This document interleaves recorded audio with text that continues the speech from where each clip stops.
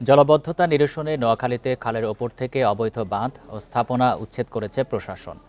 সকালে সোনাপুর থেকে উত্তর অবদা পর্যন্ত পানি উন্নয়ন বোর্ডের ১৬ কিলোমিটার খালে এই অভিযান চালানো হয়। বান্ডেল থাকলে প্রতি সেনমানিতে টাকা বাঁচবে।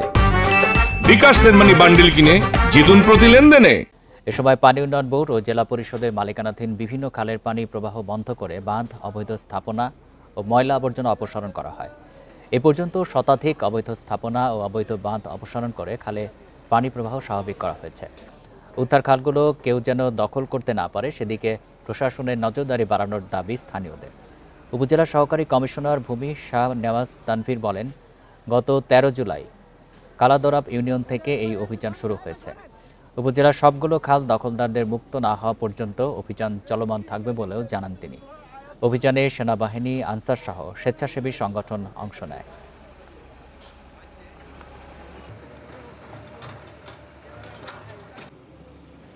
খালের উপর সকল অবৈধ স্থাপনা এবং যতগুলো বাঁধ পানি প্রতিবন্ধকতা সৃষ্টি করে সেগুলো আমরা অপসারণের কাজ করছি। সবগুলো অবৈধ স্থাপনাগুলো সরাবো এবং সকল বাঁধগুলো কাটবো এবং এই মরা খালকে আমরা জীবিত করব। এটাই আমাদের টার্গেট।